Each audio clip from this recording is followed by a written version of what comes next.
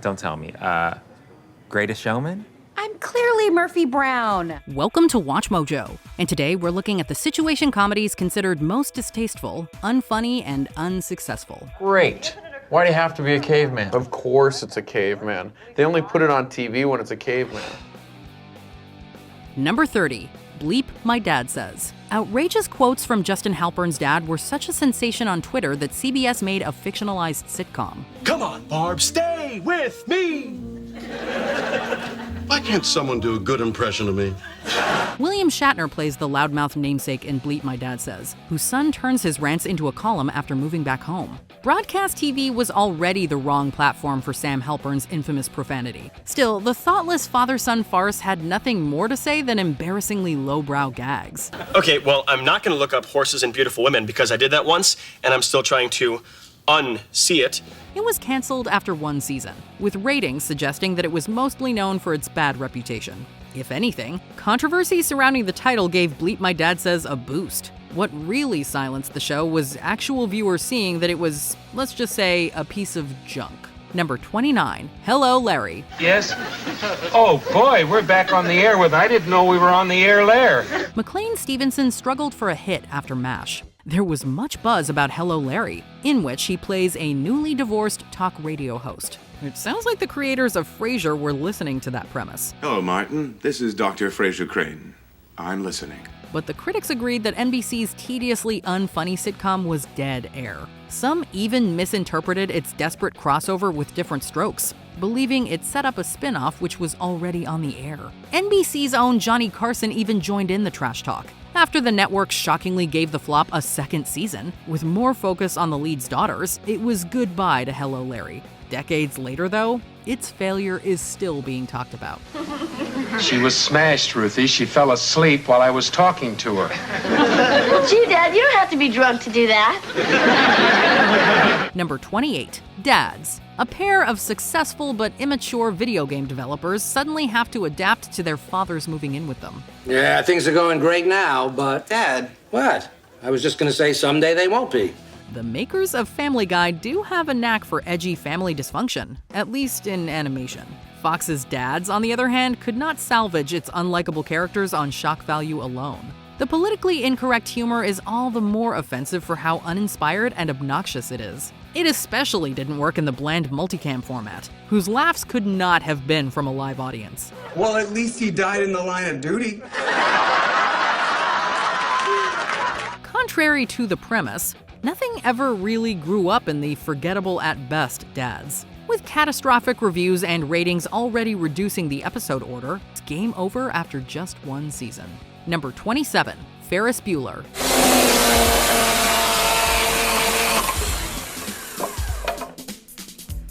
This is television.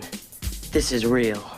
Teen comedies don't get much cooler than Ferris Bueller's Day Off. The high school hero of John Hughes' instant classic would continue his adventures on TV. Unfortunately, NBC's Ferris Bueller was way off. It featured none of the original cast or crew, and relocated the story from Chicago to Los Angeles County. The often blatant disrespect for the original would be more forgivable if not for the cheesy writing. Once beloved characters were reduced to their most obnoxious tropes. What do you have against me, Jeannie? You're a scrawny, immature pile of dog doo, and you hang around with my brother, who is the king of scrawny, immature dog doo. Meanwhile, Fox's Parker Lewis Can't Lose debuted to much more favorable comparisons to Ferris Bueller's Day Off. The movie's technically official successor was thus canceled after one season, with no nostalgia for the few who remember its existence. Number 26, George. Heavyweight boxing legend George Foreman is larger than life in personality as much as stature. He seemed ideal to lead his own sitcom about a retired boxer running a program for at-risk high schoolers. Hey, he couldn't be less qualified for this noble enterprise than Foreman is of being an actor. And according to your highly skilled professional counselor, you're a select group of students who have a proven talent to be a pain in the behind. But the harder blow to ABC's George was its corny writing around such a limited premise. From painful humor to trite schmaltz, it was heavy-handed enough to qualify for a championship belt. No, there you go. I was trying to do something right and you don't even notice. You should try listening. Listen? Who'd you ever listen to? Whoa! Time out. Instead, the poor reception from a small crowd put the show down for the count after a single round. George has since faded into legend itself, mostly for the grilling it got from critics. Number 25, She's the Sheriff. And good morning to you, Max. Yeah, how are you, sweetheart? As disappointed as Three's Company fans were by Suzanne Summers' departure, her big comeback to TV was totally unqualified. She's the Sheriff follows a Nevada lawman's widow as she takes up the star of her deceased husband. What sounds like an empowering romp ends up turning the lead's ditzy incompetence into the main joke. The stranger here was not all that convinced to do so. Isn't that true, Sheriff? Well, I suppose, perhaps, maybe. There is no excusing that on the rest of the show's lack of imagination. There wasn't even much crime to fight. The series did get a second season, ostensibly for the initial hype, but was left to waste in a weekend time slot. In a decade overrun with first-run syndicated sitcoms, She's the Sheriff was expected to stand out, and it did, in all the wrong ways. Number 24, We Are Men. Dumped at the altar, some slacker moves into an apartment with 3 divorcees also trying to get on their feet. This was my defining moment. But there's nothing actually grown up in CBS's We Are Men. The likable likes of Cal Penn, Jerry O'Connell, and Tony Shalhoub are wasted on unlikable characters, cracking lazy jokes and having derivative adventures. It's like a male-centered version of Sex and the City that doesn't have any real insight. Yo, I'm home. Oh my God. His wife caught him having the world's worst affair. The character's stereotypical boorishness is just offensive to both women and men. The themes may have matured over time, but we'll never know. The ratings and reviews for We Are Men were so bad that it was pulled after airing just 2 of the 8 episodes produced. Number 23, AfterMASH. Excuse me, Mike, but I spent too many years in the cavalry not to recognize the gentle thud of stable droppings. CBS's MASH is considered one of the greatest, biggest TV shows ever. Its blend of wacky comedy and uncompromising war drama is not just hard to replicate, it was impossible to continue.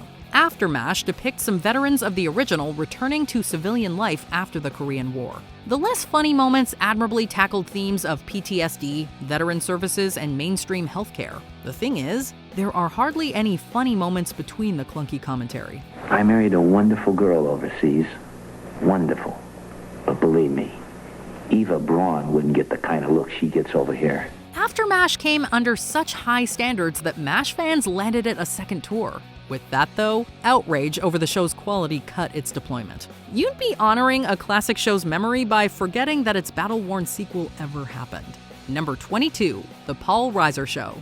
By 2011, sitcom veteran Paul Reiser was so desperate for a hit that he created a show about that ordeal. The Paul Reiser Show was a semi-improvised, semi-autobiographical comedy in the vein of Curb Your Enthusiasm. Well, nobody seemed enthusiastic about it. Yes, no, it was a lovely show business experience. We're going to give you no lead up, and we're not spending literally a nickel on the promotion, and you'll be up against American Idol. And I said, might that be problematic? It was reported that the show had the worst premiere episode ratings in NBC history. The unlucky few who did see it said that its self-deprecating humor was painful, and it didn't have much plot besides what was stolen from Larry David. Oh, what are you, out of your mind? She asked me that question? That's all right, never mind. Sorry I asked. No, wait a second. After an even worse performance the following week, the remaining 5 episodes of The Paul Reiser Show were pulled. Reiser's comeback would come eventually, but he could not have been happy about this disastrous attempt. Number 21, The Secret Diary of Desmond Pifer. Desmond, how are you this glorious morning? Fine, Mrs. Lincoln. I see you've finally gotten around to opening that Christmas present from the Jamaican ambassador. A sitcom based on sensitive history needs to be smart and funny. The Secret Diary of Desmond Pifer, the P is not silent, had its work cut out with the exploits of President Lincoln's black British valet during the American Civil War. UPN faced massive controversy over potentially making a joke out of this tragedy and slavery. In fact, it was closer to a lazy allegory for Bill Clinton's presidency, among other contemporary pop culture topics. Just because you're a world leader doesn't mean you automatically get a mistress. So much for my presidential aspiration. There was no edgy satire to the crass humor and thin storylines. The arbitrary backdrop just happened to be uniquely costly for a sitcom in both production and reputation. Pulled from the air after 4 episodes, Desmond Pifer would stay a secret if not for its historic misguidance. Number 20, Workit. Workit was an awful sitcom that ran for 2 episodes back in 2012. The show featured 2 guys who, because of the awful economy, had to dress like women in order to get a job. But just one more thing I have to say. It's me. It's Lee. Lee? Yeah, this is what I had to do to get a job. Okay, my eyes are up here. Given how women have historically been treated with less respect than men in the workforce, the premise of the show is beyond insulting. But also, as a pure situation comedy, the show was pretty much completely lacking in the comedy department as well. How'd it go? I blew it. Why didn't you tell me she was so hot? My ace bandage was holding on for dear life. Just because bosom buddies kinda worked back in the early 80s doesn't mean men dressed as women is gonna work every time. As one critic wrote, Workit was, quote, witless, tasteless, poorly acted, abominably written, clumsily directed, hideously lit, and badly costumed. Number 19, Joanie Loves Chachi.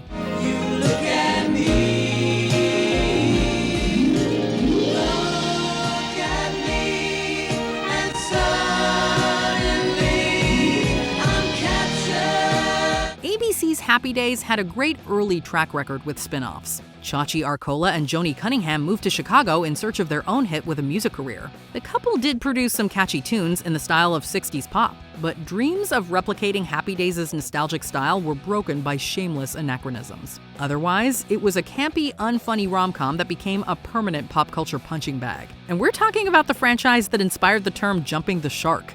Let me tell you something. The Fonz don't fake nothing. Never has, never will. This time I will. Nostalgia for the original show allowed Joanie Loves Chachi to fall in the charts for 2 seasons. The characters then returned to Happy Days like nothing happened, but their raw solo note still resonates today. Number 18, Are We There Yet? Both the 2005 Are We There Yet movie and the similarly titled television show that came out 5 years later were pretty successful. Suzanne, Terrence is threatening to kill me again. Terrence, don't kill my husband. That's one. That's one. That's one. What are you writing? The movie grossed over $97 million on a $32 million budget, and the series ended up running for 3 seasons and 100 episodes on TBS. They also both had something else in common. They weren't very good. We like Terry Crews, but even his big muscles couldn't lift the sitcom beyond the generic family comedy it was. See what I'm dealing with, Joanie? I see what you're dealing with. It left us asking ourselves, is it funny yet?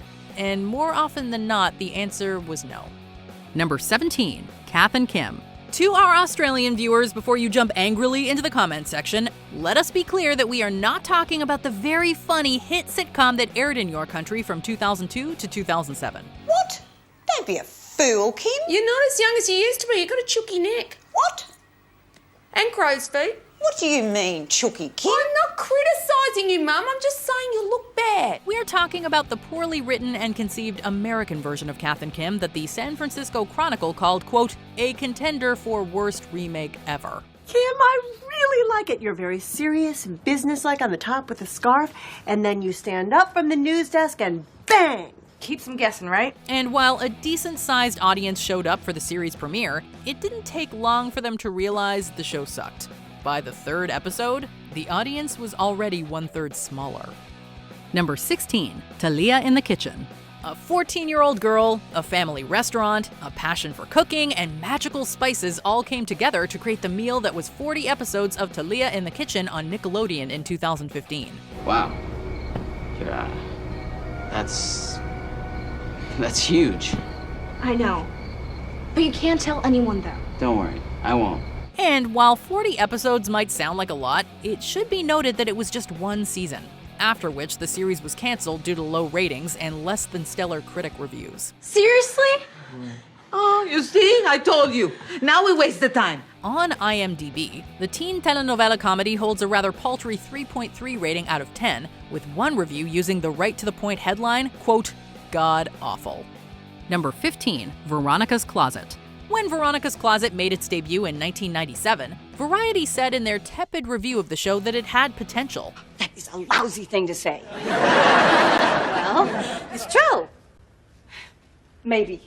Well, all we can say to that is it definitely didn't live up to whatever potential the magazine saw in it after that pilot episode. Being sandwiched between Seinfeld and ER on must-see TV Thursday nights for 2 seasons made the show a top 10 hit. But once NBC moved it to a new night, season 3 saw a 50% audience drop. And that was that for Veronica's Closet. Well, then there you go. Number 14, Baby Bob. A talking baby! How funny is that? Well, in commercials it works, but in sitcom form, it's not funny at all. Well, at least that was the case for Bob the Talking Baby, who got his start in ads for freeinternet.com in 2000. The character's popularity led TV execs to build a show around him. And in 2002, the world got Baby Bob. Mommy, don't be silly. Cows don't talk, they just moo.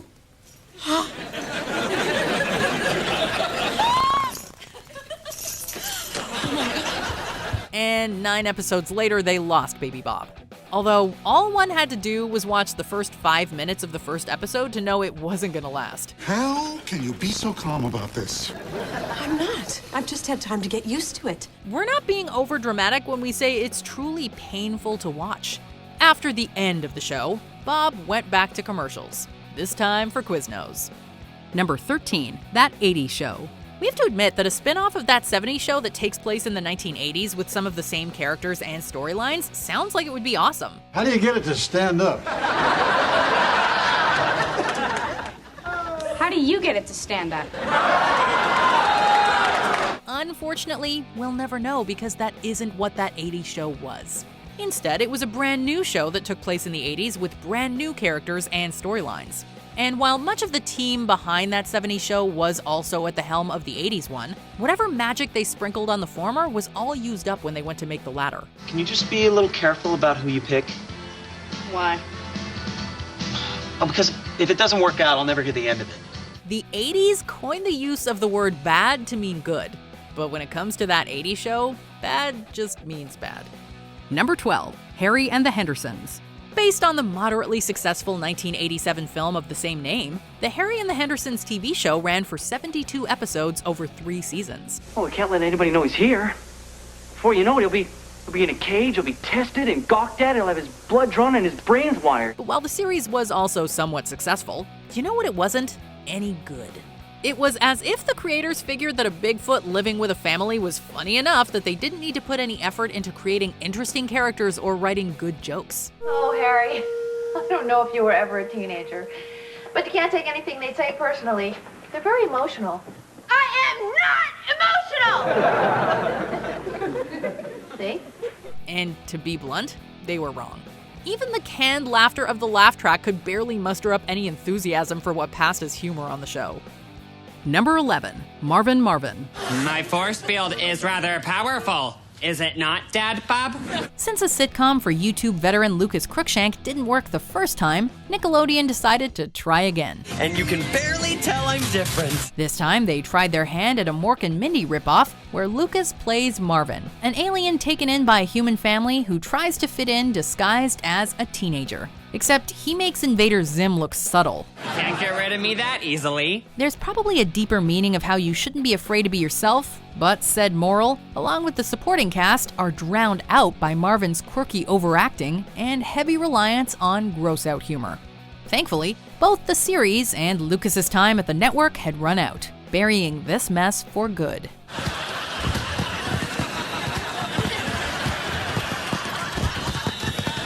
Number 10, I Hate My Teenage Daughter. What's going on? Oh my God, who's pregnant? Single mothers Nikki and Annie have inadvertently turned their teenage daughters into their worst nightmare, a pair of spoiled, popular monsters. A domestic satire like this sounds good on paper, but ultimately flops in execution. The characters are unbelievable and unsympathetic, even the ones we're supposed to sympathize with. And it's difficult to truly get invested in any of them. You told me this started 2 hours ago. It's what I do. The writing is completely toothless, with the premise feeling more like a setup for feeble punchlines. Fortunately, plummeting ratings finally ended the show, and we all learned a valuable lesson. Don't be Annie or Nikki, and discipline your children. But it's really not that bad. Number 9, Homeboys in Outer Space. I knew I should have listened to my horoscope. It said I'm going to die. A sci-fi parody sitcom can be hilarious if done right. If only UPN knew that when they greenlit this. Flex and Daryl Bell star as the fun-loving Tiberius and the straight-laced Morris, two 23rd century astronauts traveling through the cosmos in their winged car. The series boasts some memorable guest star appearances, but not so much humor, mostly relying on rather forced sci-fi references and racial stereotyping. You, me, and a nuclear warhead. A menage a boom! Following a long line of low ratings and criticism, including protests from the NAACP, the show was canceled and rightfully forgotten in the black void of space. But I must warn you, ladies, I don't perform well under pressure. Number 8, Blockbuster. Haven't Netflix humiliated their would-be owners enough? And we will once again be fighting for freedom. Not from tyranny, oppression, or persecution, but from annihilation. Is that from Independence Day? Yes! Blockbuster fictionalizes misadventures at the last remaining store of the fallen video rental giant, relocated from Oregon to Michigan. The streaming giant was clearly capitalizing on their successful run of the 2020 documentary The Last Blockbuster. There was potential with a showrunner whose workplace sitcom resume includes Brooklyn Nine-Nine and Superstore, but it all feels like an outdated format that nobody was asking for. You're all gonna feel bad when they find my body under an avalanche of wedding crashers. I'm here, let me help. Oh, actually, Hannah, no, that's not what I meant. No, I don't. Uninspired nostalgia couldn't make up for the atrocious writing and bland stories that led to the show's cancellation after one season.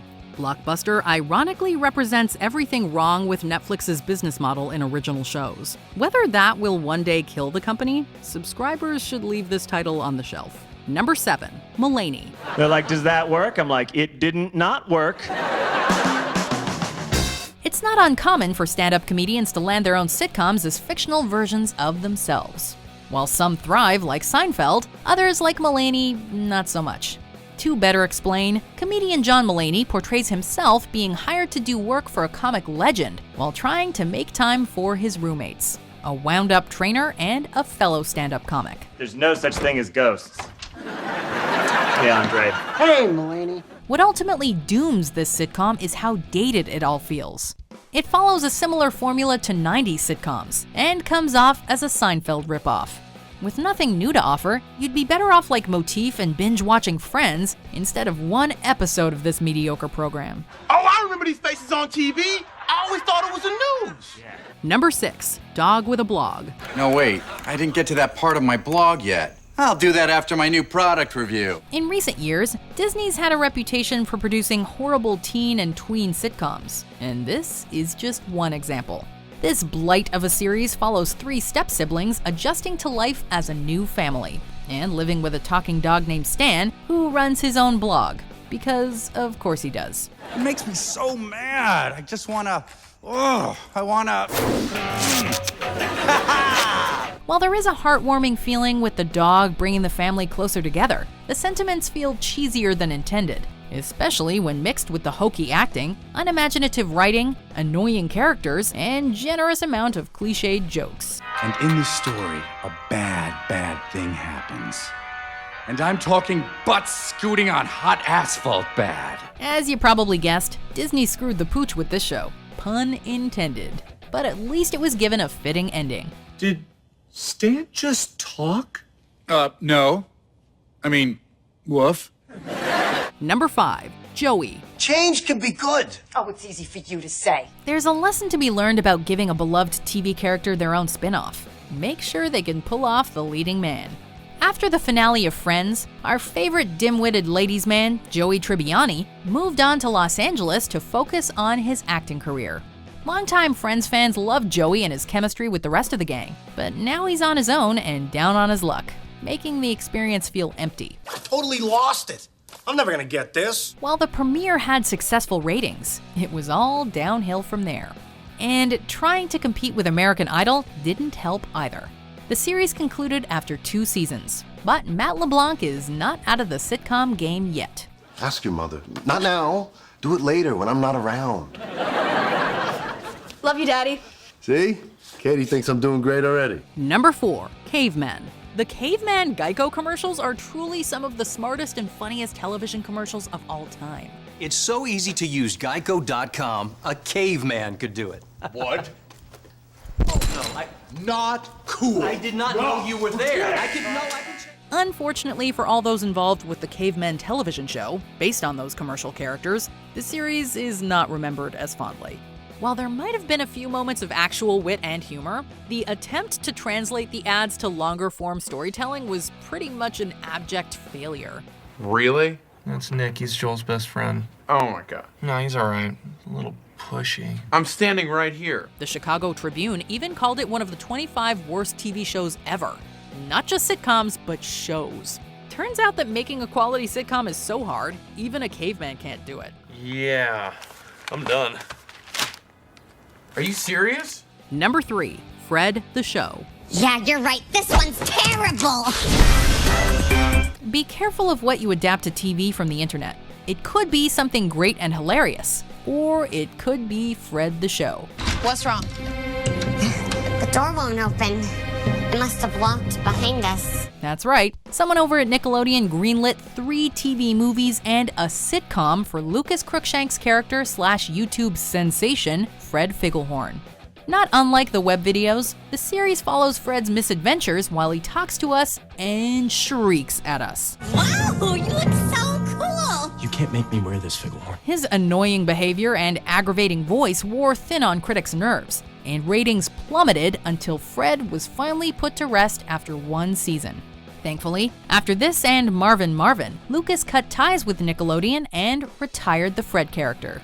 And we couldn't be happier. I've decided a change in scenery is definitely necessary. Number 2, My Mother the Car. Hello, Davy. Oh, Mother. The series follows attorney David Crabtree as he buys a 1928 Porter that ends up being the reincarnation of his departed mother. David, it's very sweet of you to put a lock on the door, but I'm perfectly capable of taking care of myself. Spoken like a true mother. For the rest of the series, David tries to protect his mother from a shifty car collector fresh out of a silent film. There have been plenty of gimmicky sitcoms over the years, but this one takes the cake. The concept is ridiculous, the characters are unrelatable, and the whole thing didn't stand a chance with the critics. Luckily, the crew moved on to more acclaimed projects, but it's hard to forget something this unreal. If that's what my son wants, That's fine with me. Before we continue, be sure to subscribe to our channel and ring the bell to get notified about our latest videos. You have the option to be notified for occasional videos or all of them. If you're on your phone, make sure you go into your settings and switch on notifications. Number 1, Heil Honey, I'm Home. Heil, honey, me. What did I do now? Britain has boasted its fair share of vulgar comedies, but this was just in poor taste. The premise for this disaster is basically the Honeymooners meets the Third Reich. Adolf Hitler and Eva Braun as a typical sitcom couple with dull Jewish neighbors. Hey, hi, Adolf. Say, got the car? Only I'm running a little late. It's not a problem. I'll pay for the gasoline. Obviously a controversial topic, the series was designed as a spoof of the idea that anything and everything could be a sitcom, even having the German characters speak with Brooklyn accents. Ava, babe, please. I'm the Fuhrer. I'm a busy man. I can't just walk off the job at 5 o'clock. Even with the corny jokes and cliched sitcom characters, you just can't overlook Hitler being the protagonist. Thus, the series was pulled after 1 pilot episode. It's for the best anyway, as there are far better ways to parody the Nazi leader. I'll myself raise your hand. There's no greater dictator in the land. Have you seen any of these terrible sitcoms? Can you think of any others? Laugh it up in the comments. You must be real mad at me, honey. I'm a very, very bad Hitler. Did you enjoy this video?